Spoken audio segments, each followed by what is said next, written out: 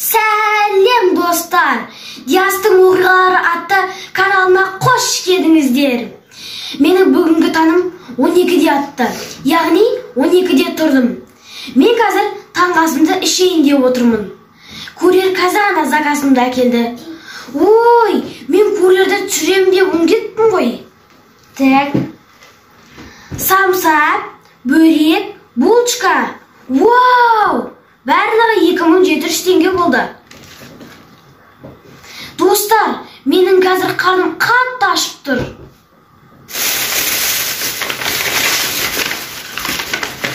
Менің сүйікті булочкам.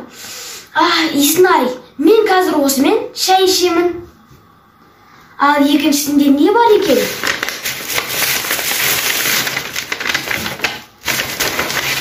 Вау, бөрек!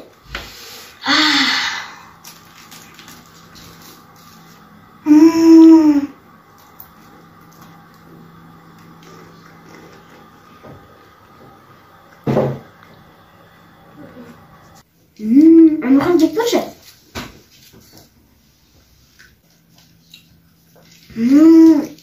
Анашым, рахмет. Дәмді сонса. Анашым, мен шай ішіп болғаннан кейін мусор төгіп келейін, е? Жарайды, барып келе қояйық.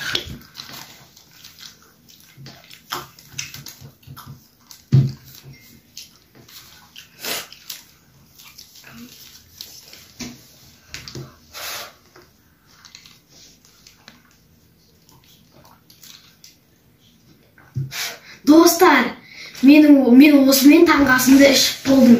Менің қарным қатты тойды, Аллаға шүкір. Енді далаға барып серуендеп келейін. Сау болыңдар.